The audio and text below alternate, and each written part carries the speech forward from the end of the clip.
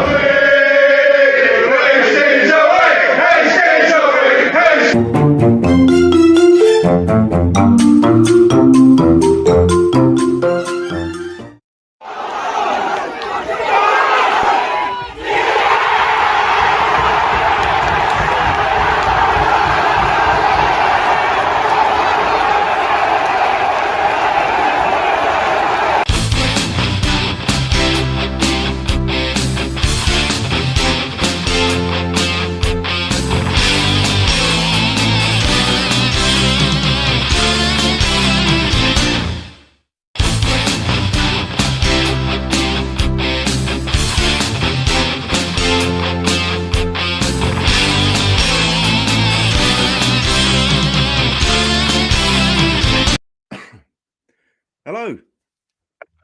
Welcome to the Proper Football Show, everybody. Welcome aboard. Hello, Nigel. How are you? Yeah, all right, mate. Good. All good. Well, all good now. I was suffering a bit on Friday and Saturday, but... Yeah, you was a bit rough, weren't you? Was it a bit of man flu or...? No, I just... I was halfway through my stream and I sort of like started getting a bit tired, the yawning, and my stomach was hurting.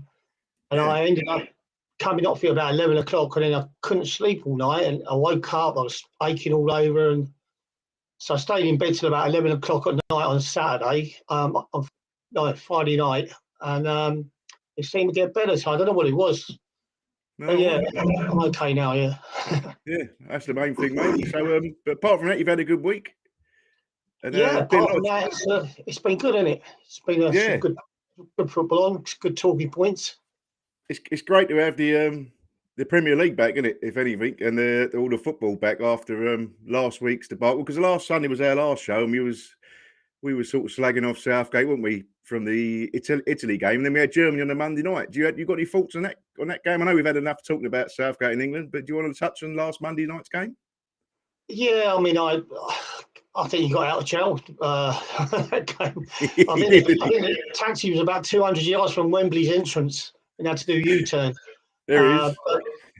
Yeah, I mean, the goalkeeper had a nightmare Pope, didn't he? I really sorry for him. I still can't to this day see what his loyalty to the guy at the back, which is quite his name. I just can't see what his loyalty to him is. He was at fault for all the goals. The guy's not in the first team. He's not match fit. So how can you play him in an international? I know he didn't even come up today, did he? No, it's I don't know. He must have something over Southgate. He must have, but yeah, I felt sorry to Pope. I think the occasion got to him, and that's why you need to try out these players like Tony and other players, because on the big stage, it doesn't matter how good you are at your club. If you get on the big stage of England, he can't, and he clearly crumbled, didn't he, Pope? So yeah, I mean, first time was when he got caught on the ball, in his own penalty area. Yeah, took far too long on that. I mean, and then that was schoolboy error for letting them get the third goal. So apart from that, I thought, I mean, when he did bring the subs on, they done really well to change the game, But the problem is, Mason Mount's not been doing it for England lately, and then he comes on with something to prove, and he turns the game around. But we need the consistency out of the players. We need that all the time. I think it was nice as we finished on a good note. I know we drew in the end, but to take us through to the World Cup, as much as I dislike Southgate, you got to get behind the team, and you could see confidence come back in the players when they got that goal. It made a massive difference, didn't it? So I don't know. The fact that they could come back from 2-0 down against Germany, that's a good sign. I mean, at least it shows that we're not throwing the cards in, and like I said in previous games, when we go behind teams, sometimes I can't see how we're going to get back at them because we're not really an attacking side under Southgate. So you sort of like, when we went 2-0 down at Germany, I thought, this could be the end.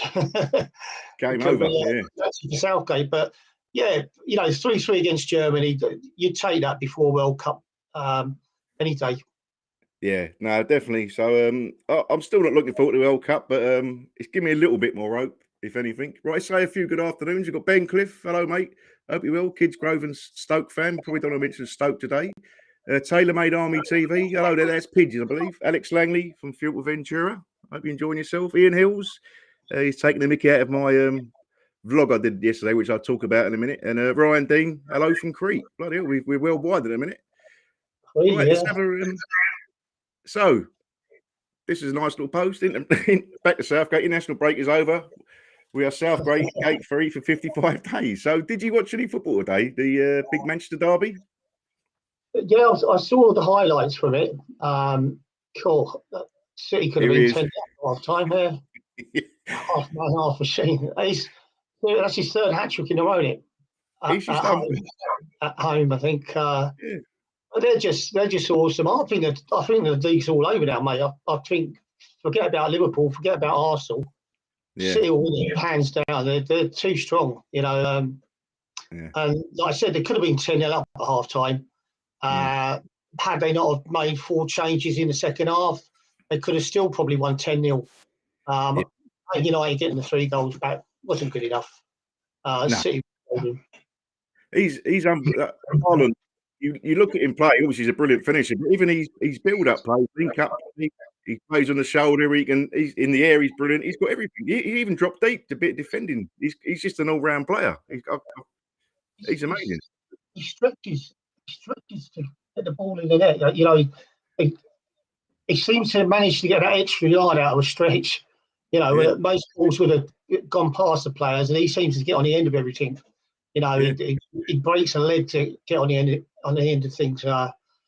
He is a complete article at the moment. He's only 22. He's 22 years old, the two of them. Yeah, he got hat trick as well, didn't he? So it's great to see him playing well for hope he goes well for England. But they start recruiting some other top class stars in the next few years, around about that age. I mean, they're going to be unbeatable. Yeah. Oh, 100%. Well, Man United, like you said, Man United were poor. I mean, they've had a good bit of run lately, but it sort of put them back in their box today. And this was at half time. Just going to play this little video. This is them leaving the ground at half time.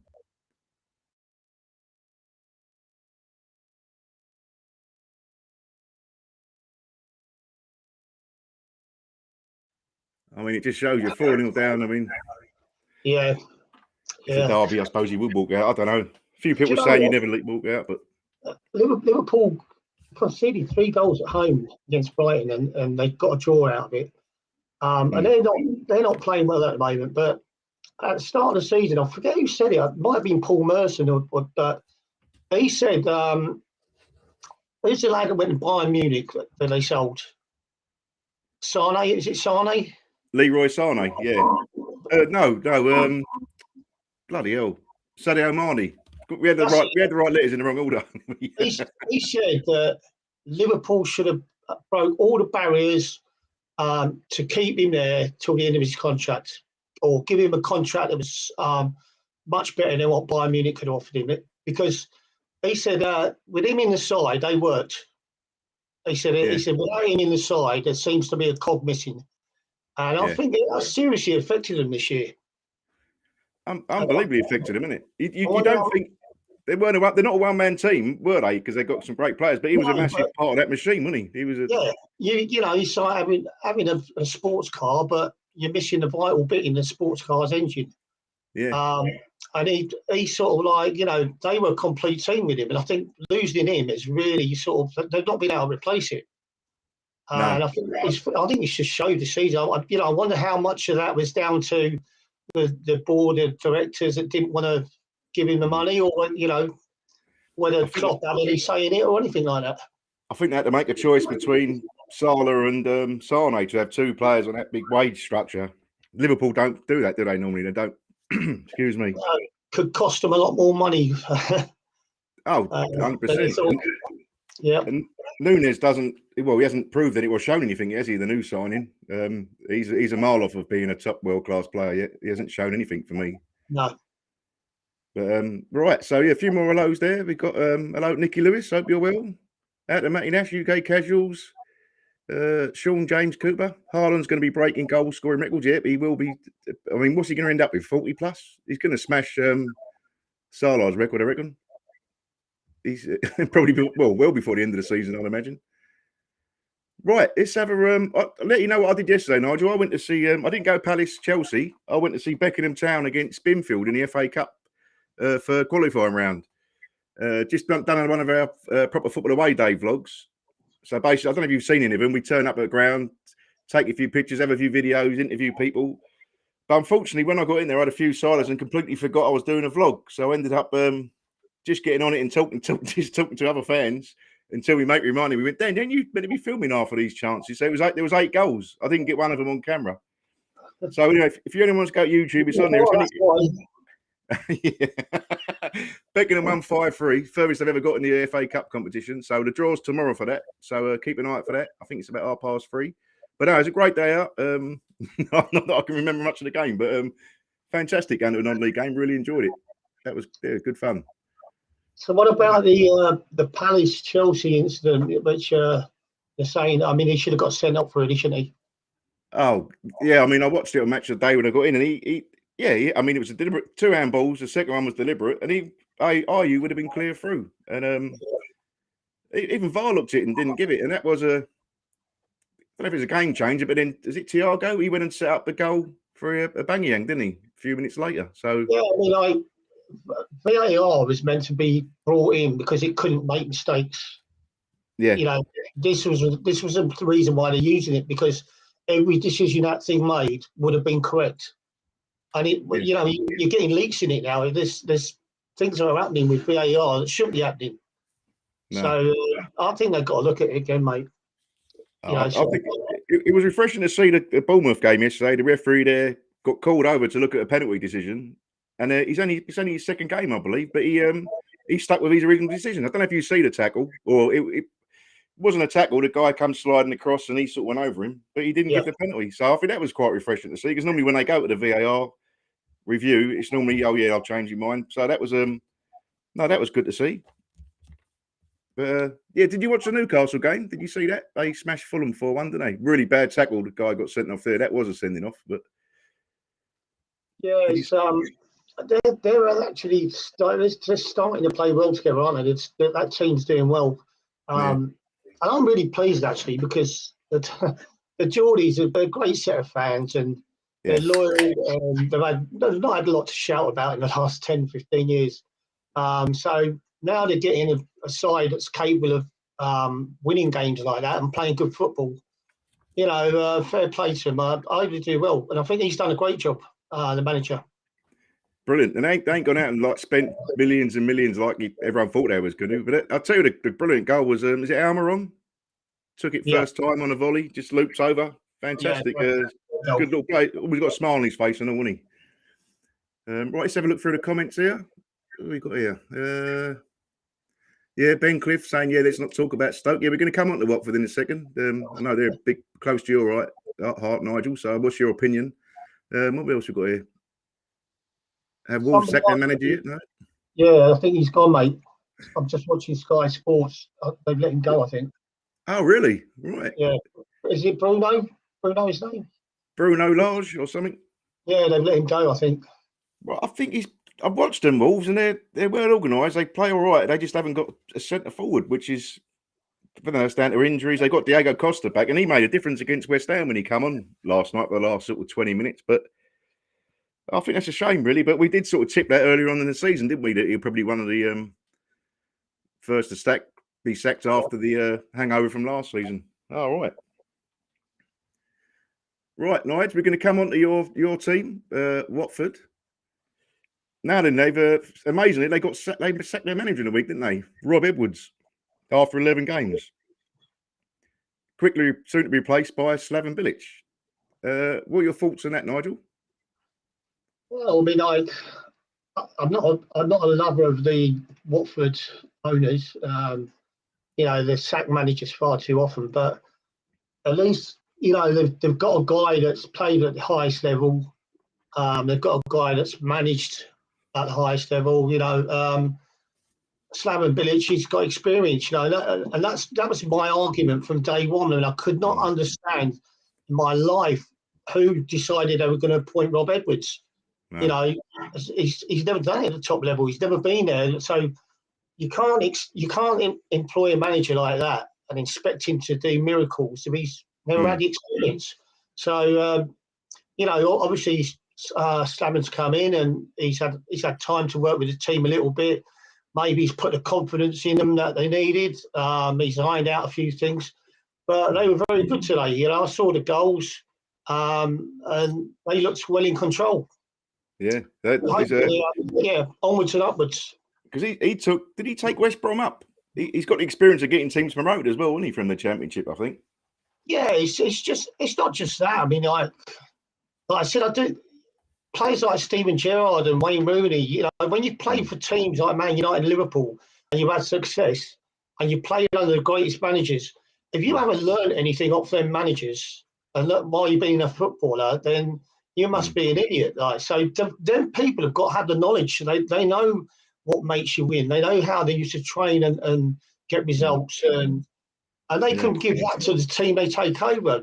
Again, getting back to Rob, he can't give them anything like that. All he can give them is new ideas. So with Slaven being a good pro that he was, footballer, and he's been in management, maybe he can bring that to Watford and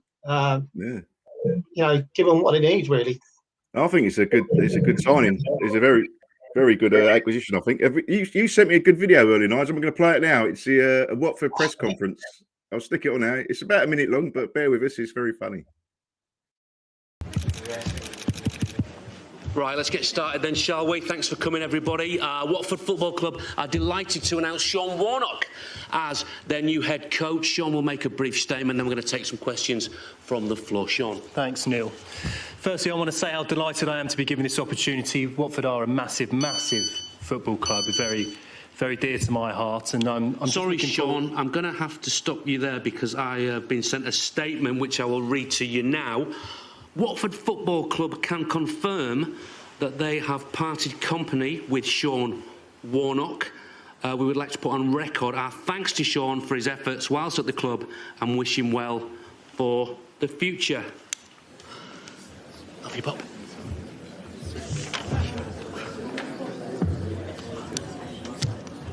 Neil, yeah? Okay, Watford Football Club are delighted to announce Neil Rowett as their new head coach. Neil will make a brief statement and then we're going to take some questions from the floor. Neil.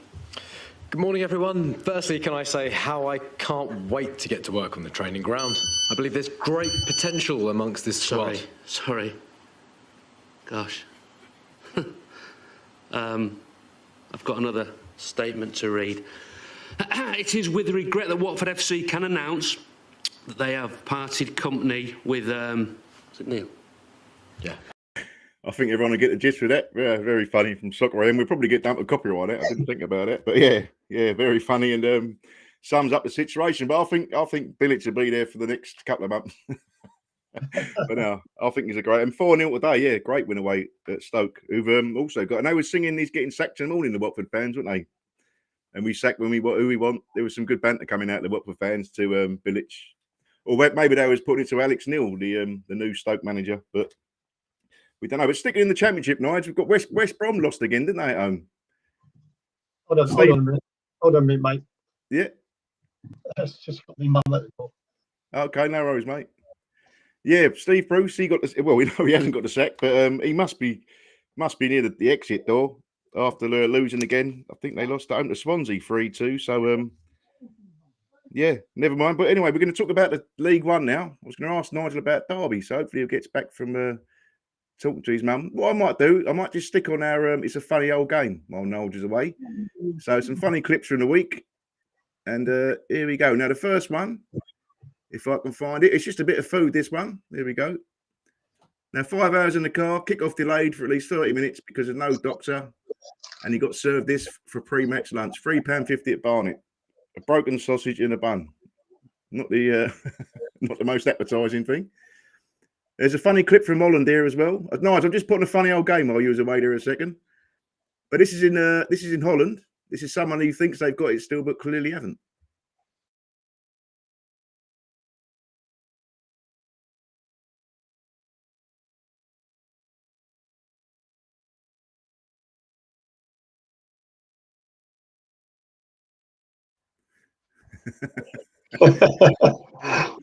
Yeah, Nigel, I was just going to touch on the League One with Derby.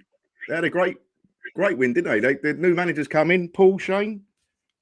Is that correct? Yeah, Paul Shane's come in, taken over from Leroy Sane, isn't he? And he got his first win. Yeah. So it's a great start for him, but it's the old thing. Like when they sack a manager and the new manager comes in, the team seem to get a win. It's whether they keep winning. That's in 3 or 4 games time, and then we'll see how well they're doing. It's the same with Watford. Like they won 4-0 today.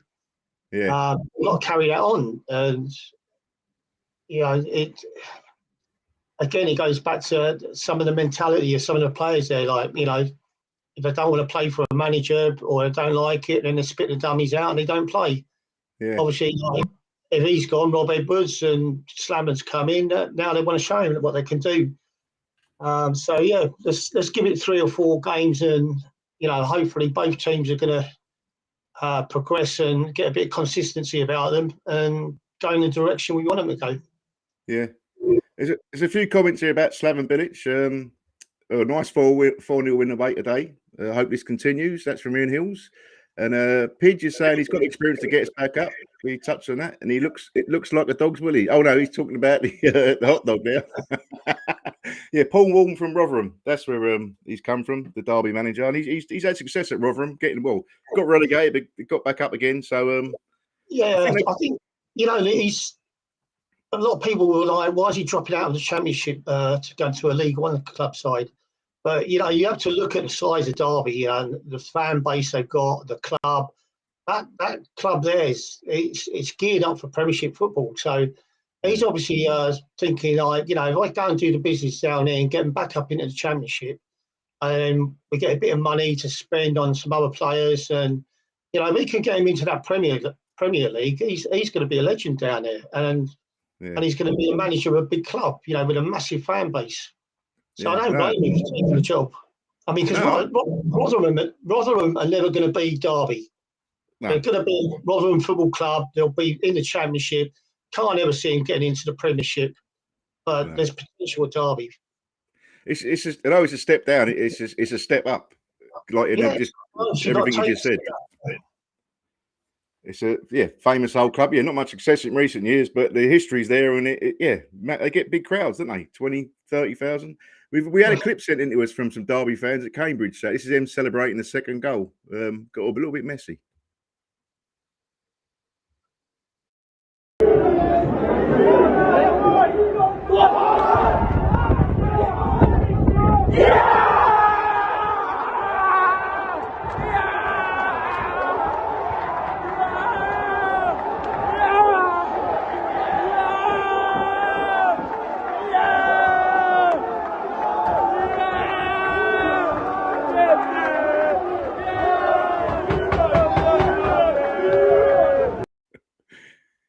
Yeah, he enjoyed that. I think that he's in there, didn't he? No, but a great win. But just looking at the other results in League One over the weekend, we still got Plymouth top. Not a surprise team, but they're a strong side. And we got Ipswich beat Portsmouth. That was probably the biggest game of the weekend, 3-2, wasn't it? And they have 28,000 there. So there's some big teams Derby have got to come against. And Sheffield Wednesday had a good win at Port Vale as well. So, I mean, they're going to have to spend money in the transfer window, aren't they, come January, Derby, to bolster the squad, don't you think? They've made quite a few signings in the summer, quite a lot. Probably a lot more than most of the other sides have. Yeah. They probably might try and get a couple more in the winter transfer window. But I think the players he's got there are good enough, and he can get them playing well enough and get some consistency into them. He might not have to go out and buy too many players because they've got a squad there now, a lot better than they had a year ago. Oh, God, without that. What happened to Leroy Sane? Has he just left completely, is he now, or is he still on the staff? Yeah, he was on Talk Sport Radio, I think. And he was saying the other day that he's got no regrets about losing his job to Paul Warne. He said he's an experienced manager.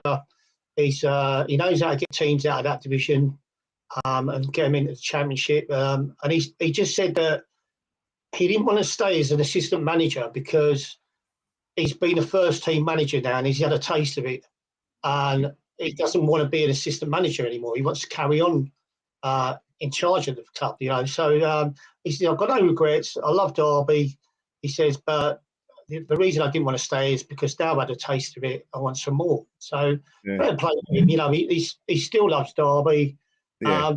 The guy, he wants to make his way in his career. No, fair play to him. He did steady the ship, took on from Wayne Rooney, didn't he? And he's done a good job. So hopefully he'll pick up a job somewhere else, and he'll be all right. Right, Nigel, should we do the good old days, mate? Have you got a story lined up for us? Yeah, I think I have. Let's have a look. There we go. I'll tell you what, Nigel, I'll play this clip first. All right, okay. The good old days, so you can have a think about it, if I can find it. Now, this is an old clip from, must be the 80s. It's when John Watson spots his dad, and his dad waves at him in the crowd. Let's see if I can find it. But at half-time, Brighton 0, Manchester United 0. That gentleman with the white hair is a Brighton season ticket holder, and he also happens to be a local clergyman and father of the commentator. Brighton get the second half underway. Brilliant commentator. Go on in, Nigel, take it away. Right. I'm going to take you back to the Watford days, actually. When you played for Watford under Graham Taylor, you'd have to drive 100 miles away from Watford before he knew what you was doing. So we've got Maurice Johnson, who we signed from, I think it was Partick Thistle. And they were part-time at the time up there. So Maurice used to go out on a Friday night before matches with Partick, and he'd have a drink and he could play the next day like nothing ever happened. So he's at Watford now. And I think might have been a pre-season before we played our first games in the Division 1. And we're going for a tour of Scotland. We're going up to Scotland to play a few teams. And Maurice is like, oh, brilliant, brilliant. When we get up there, I'll take you to Henry Africa's, the warehouse. And he's got it all planned out. Maurice has got everything planned out. Even if on a curfew, he's going to get out to this nightclub. And he's going to take a few of us with him. So we've had this long journey up to Scotland, and we finally get to the hotel. And before we get off the bus, Graham Taylor says, right, guys, before we get off the bus, I'm just going to read out the rooming arrangements. Now, bearing in mind, Taylor's on top of everything. So he says, he starts reading out the arrangements.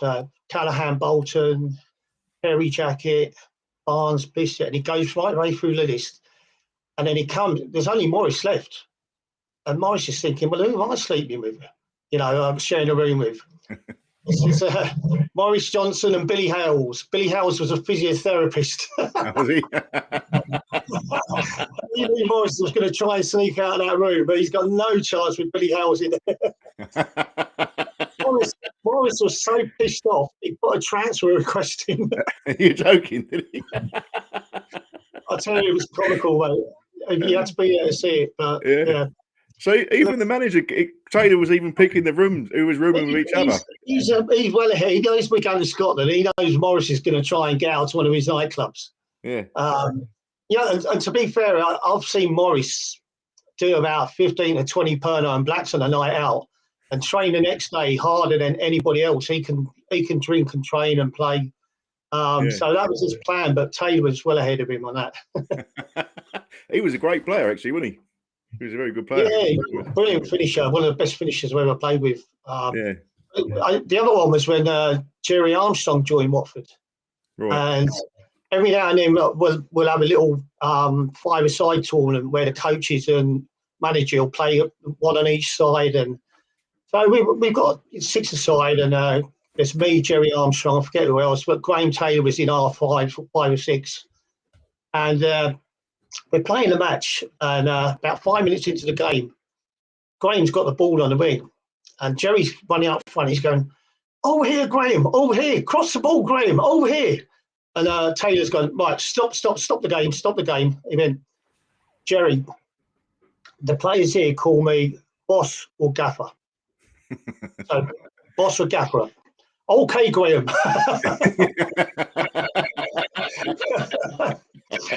Oh, yeah. Good old days. There you go. There's a couple of stories for you. Oh, lovely. Thanks for that, Nigel. Right, we're going to sadly, there was some shocking news last night. I don't know if you heard about it, Nigel, out in Indonesia. 125 people died in football rioting out there. Did you see the news at all? I saw a little bit of it. I don't know the whole big story of it, but yeah, I've got a little clip of it. It's not. I mean, there's some really shocking pictures. I'm not going to show any of that, but I don't know if I can find it. Here we go.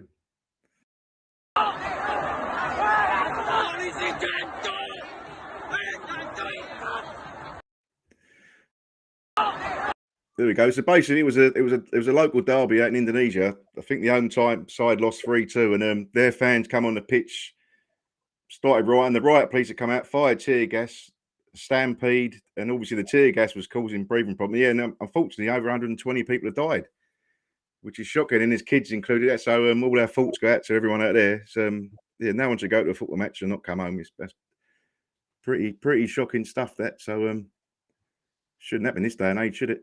But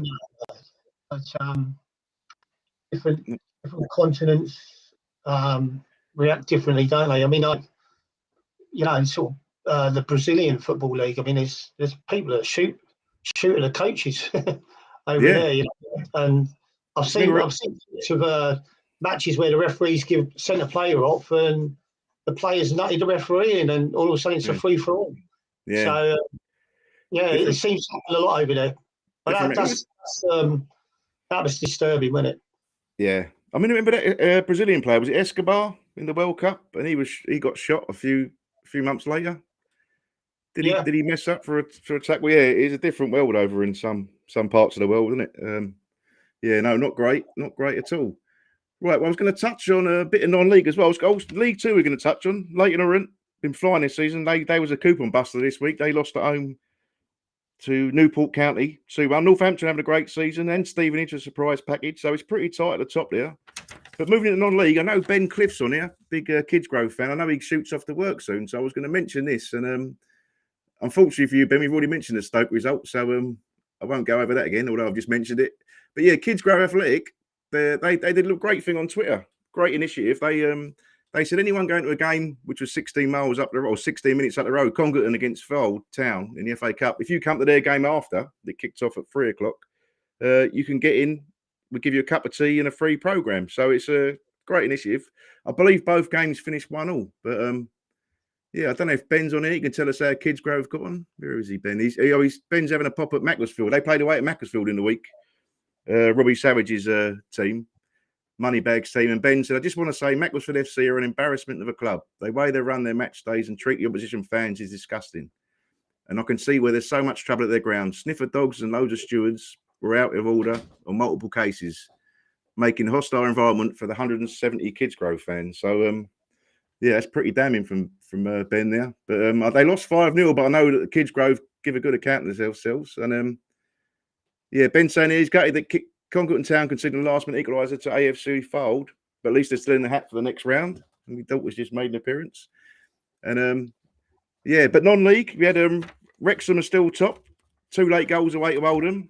Hang on, guys, I'm live on the show. Can you get off, please? These goals. Yeah, but yeah, Wrexham won 2-1, so they're still top. Notts County, they won as well. They're second, and Chesterfield, they lost, so they've dropped out of contention a bit there. So they're down in third place. The trouble that you're getting at these clubs like Macclesfield and the smaller clubs, it could be. I mean, it's probably down to the fact that the fans of the clubs think that because they're a smaller club, there's not going to be so much policing around there, and they think they can get away with it. Yeah, well, I think there has been. It doesn't happen at the Premier League, does it? Because it's well policed, but I think with the lower clubs, the policing is not that great, and they probably, the fights get away with it, don't they? Yeah, and I think there has been a few people saying that you're getting a few hooligans turn up with it for the reasons you said there, because they can get away, and it's get away with it. Less spotters, less cameras. So yeah, it's something to keep an eye on, I think, and hopefully it doesn't ruin the non-league scene. But so we got Jerry Kinlock here. Says Southgate must stay along with Harry. Yeah, the two of them should stay at home. Who's this? Is he? Jerry Kinlock says Southgate must stay along with Harry. He's Scottish, obviously, is he? Yeah. Oh, Escobar was Colombian, wasn't he? That's right. Thanks for that, Ian. Right, I've got two young teenage girls making faces at me behind the screen, and I'm trying to keep a straight face here. Lovely, thank you. All right. Yeah. Right, they've completely thrown me now. That's them. That's them both grounded. Right, there was a lovely little story from Accrington Stanley this week. They it's a great little football club, and every year, the last 6 years, they've been doing this. I think it's give a kid a shirt campaign. 6 years they've been doing it, so they get all the year 3 kids from all the local schools.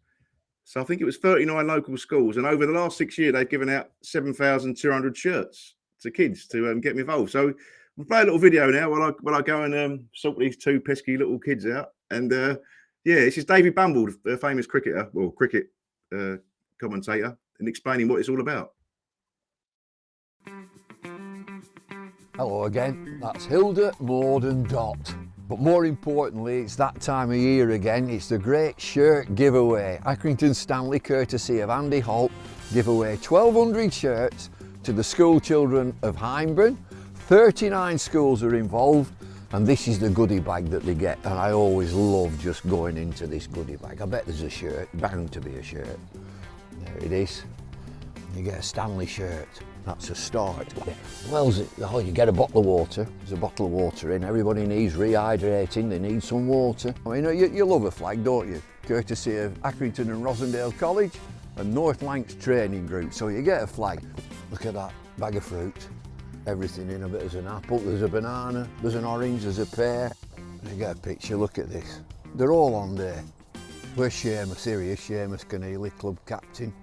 Sean, where's Sean? There he is, more assists than anybody else in the world. Barcelona, PSG, Real Madrid, any of them. More assists. Where's the big fella, John Coleman in the middle, First Lieutenant Jimmy Bell. Yes, you get the idea. It's a great initiative to get the local kids involved, and I think there's a load of them turn up to their game as well on Saturday. So yeah, what do you think of that, Nigel? It's just a great idea, isn't it? Yeah. Everything, it's, being back, so it's good, isn't it?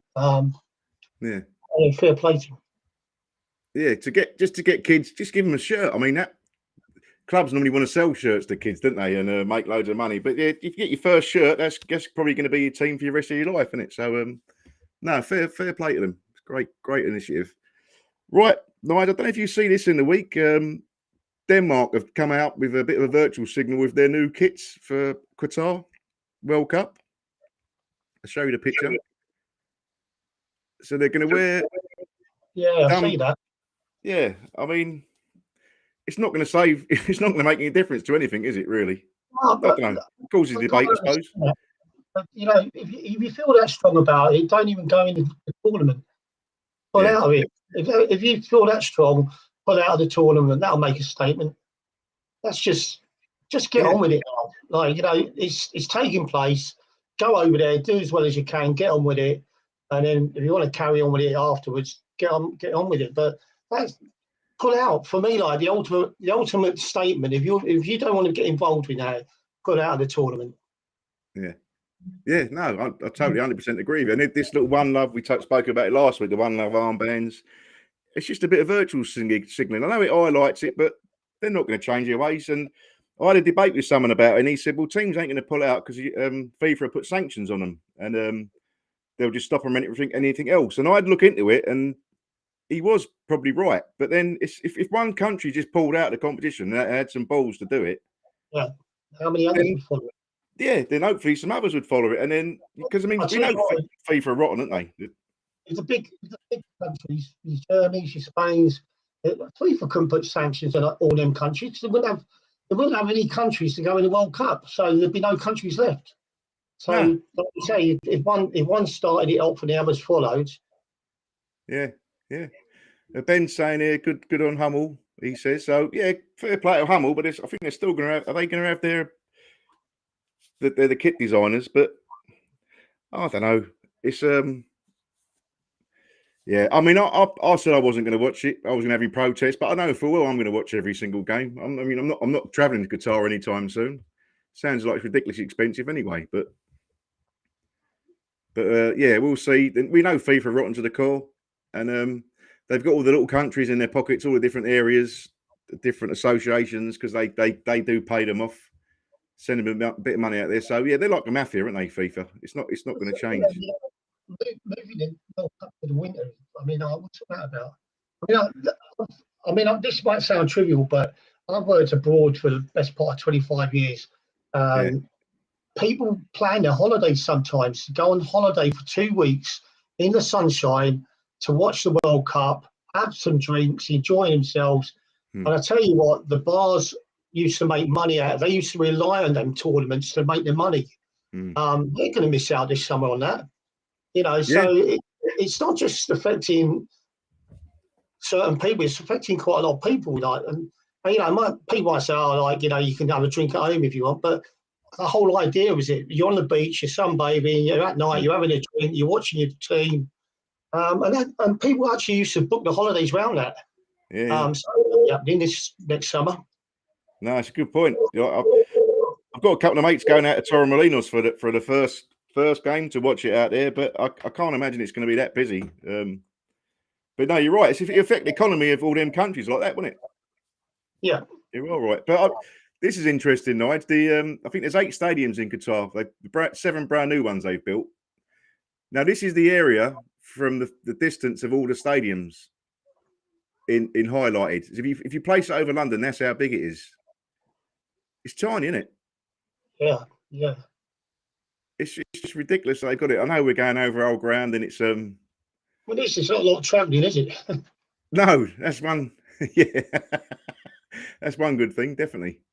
So, who do you fancy for the World Cup, Nigel? Just have a chat about that to win it. Well, I haven't really thought about it, to be honest. It's not getting me excited. No. I don't know what it is, because it's in December, and you're not expecting the World Cup in December.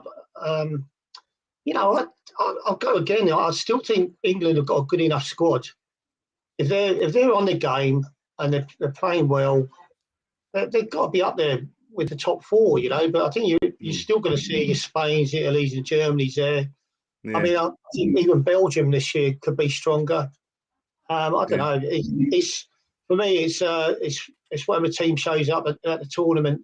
But the one thing about Germany is they just, whatever happens before tournaments, they seem to turn it on when they get to the tournament.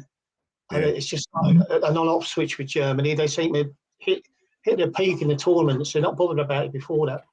No, I think I honestly think it'll come from South America though. The winners. Looking at Brazil's squad is it's unbelievable. But the Argentinian squad, they haven't lost for 35 games. I think someone will probably correct me. But Ryan Dean's gone with Argentina as well. They've got a fantastic side. And I listened to one of the experts in South American football. He reckons it's the best Argentinian team that Messi's been part of.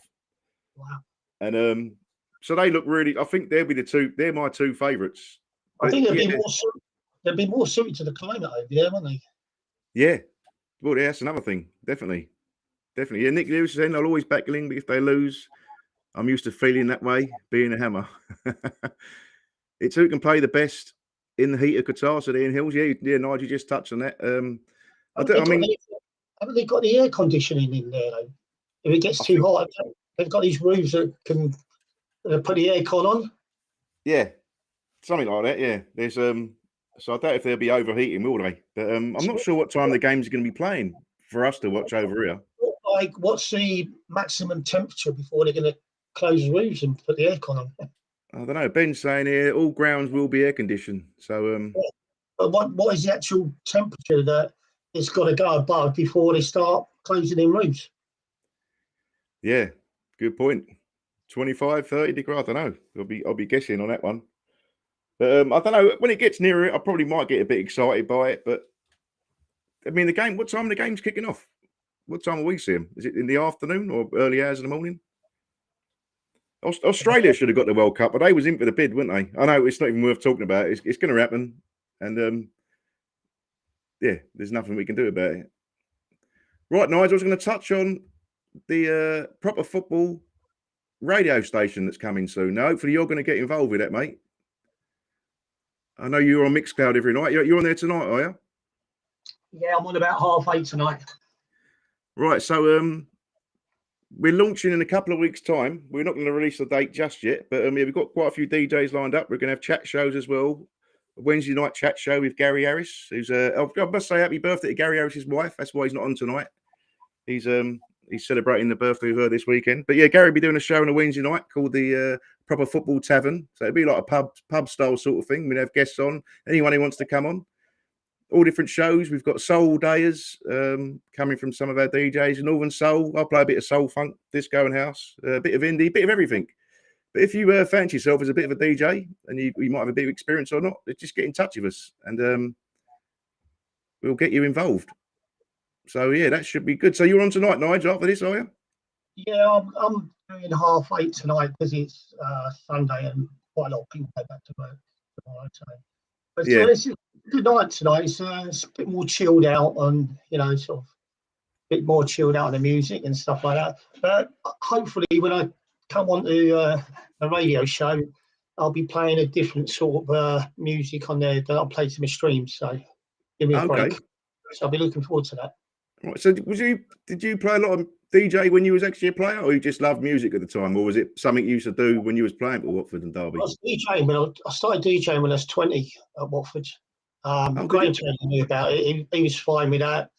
I knew that it was only Saturday nights or Wednesday nights I was allowed to do it because you're not allowed in clubs or bars 2 days before a game. And then when I went to Derby, I told Arthur Cox, and he was fine with it. So I used to do one of the clubs up there in Derby. Right. When I've been DJing in England, I've always been in the main room, which is commercial, party, all that sort of stuff.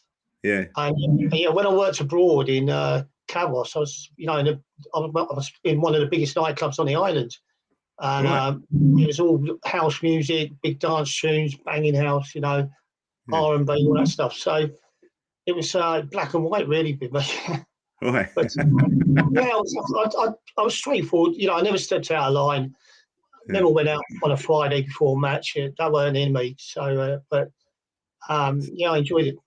So did you have like in dressing rooms, there's players who run that they like run the music in the dressing room. Did you do that at Watford? No, like you put the tunes on, or was it no music before the games, or was that a new thing? Oh, we used to have a radio in the dressing rooms. But when I went on the coach for away games, because we had the old bog standard coaches, with maybe 2 tables on it, and the rest were all just seats. And so I used to bring my ghetto blaster on, big ghetto blaster, and I used to play all the music at the back of the coach. So all us young'uns would be at the back of the coach, and the manager and the older players would be at the front. Right. It was mad though, because the first time I went to a away game was Coventry. And, in them days, you had to carry your own bags, you take your own boots, make sure you got your own boots and stuff like that, shin pads. So we got there and we all got up, me, Kenny Jackett, Barnsley, Steve Terry, getting our bags off the racks, and we started to walk down. And Dennis Booth, Martin Patchin and Brian Pollard were all walking to the back of the coach. And I said to Kenny Jackett, what are they doing? He went, Patch and Booby, they go to the back of the coach for a quick fag. You're joking. I'm pretty sure he said Brian Pollard has a little tot of whiskey before he goes. Imagine that happening these days. Yeah. It's crazy, isn't it? Yeah, the old players used to like a fag in the back of them days. Because weren't Bobby Charlton a big smoke? I know he's before your time, Nigel, but he was a big smoke when I think they was. Yeah. Man United, Liverpool players, they used to like a few, didn't they? Yeah. I've just remembered another story we're going to cover now. Just non-league is Southend United. I don't know if you ever played down there, but they've had some trouble last season. They was under an embargo for an unpaid tax bill, and their fans. This is from last season. This protest you can see.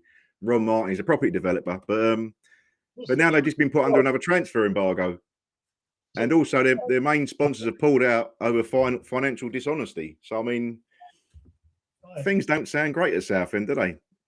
No, is that the ground they've had all the time? Is that the same ground they've had all the time? Roots all, yeah. They've been there for years. So it's like a little dip, isn't it? That's right. Yeah. Yeah. No, it's good old fashioned ground. But I think the plan was to build a new stadium and then convert that into houses. But now it's changed. They're going to build a hotel. But yeah, the fans just want him out. And we showed a video last season. I think the fans confronted him at an away game in the terraces.